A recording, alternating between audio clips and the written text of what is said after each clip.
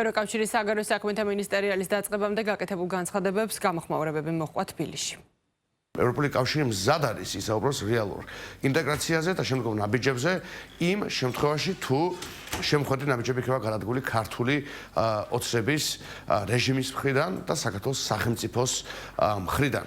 ამიტომაც კარი არის ჩარლზული კობახიძის მიერ რუსულმა რეჟიმმა გააკეთა ყველაფერი იმისთვის რომ შეჩერებული იყო საქართველოს ევროატლანტიკური სვლა და იმის შედეგად ჩვენ ვხედავთ რომ დღეს საქართველოს ევროპული ინტეგრაციის პროცესი დასრულებული, ხოლო სომხეთი არ ნახულ სიმაღლეებს აღწევს საერთაშორისო ასპარეზზე და ჩვენ ვხედავთ რომ საქართველოს საკითხი არც კი არის დღეს შეტანილი განხილვის დღის წესრიგში. არ ამოღონია ვინმე არსებობს საქართველოში და მის ფარგლებს გარეთ პოლიტიკაში ჩახედულობაზეც არ არის საუბარი, ყველა ხედავს რომ ეს რეპრესიული კანონები, პარტიების აგზავნა, პოლიტპატიმრების რიცხვის ზრდა, არ ვიცი ხარა სუნთქვის აგზავნა დარჩა, დანარჩენი საპროტესტო ყველაფერი აკრძალეს, ხო?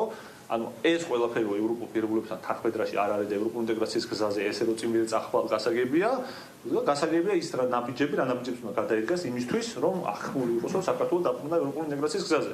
განცხადება რომელიც მარტაკოსისაგან მოვისმინეთ არის სამაგალითო, როდესაც თქვათ გინდა ასწავლო ან ლექცია წაიკითხო თვალთმაქცობის შესახებ. თვალთმაქცობა პოლიტიკაში ეს არის ამ განცხადების სათაური, ვინაიდან ყოველ დღე ევროკომისია აქვეყნებს კვლევების შედეგებს, სადაც საქართველოს მონაცემები ბევრი ევროკავშირის წევრ ქვეყანას უსწრებს, ყველა მიმართულებით, პოლიტიკური თუ ეკონომიკური.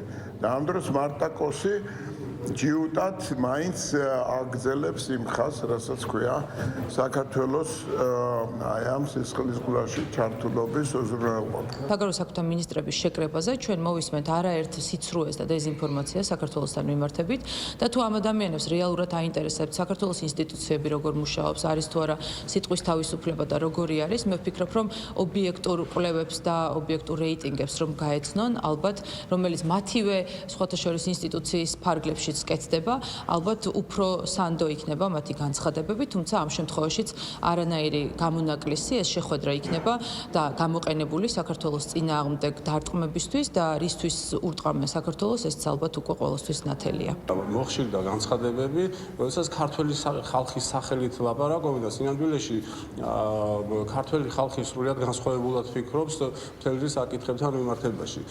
ნიშნავს, რომ ან უბრალოდ სწორი ინფორმაციები არ აქვს, რეალური ინფორმაციები რა ხდება ჩვენს ქვეყანაში და ქართველი ხალხი ვის უჭერს ხარს.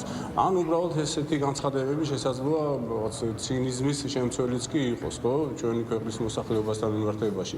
ამიტომ მე ურჩევდი მათ, რომ მათ სწორედ გაათვითცნობიერებენ ის თუ რას ფიქრობს ქვეყანაში მიმდინარე პროცესებზე საქართველოს მოსახლეობა და შესაბამისი განცხადებები გააკეთონ.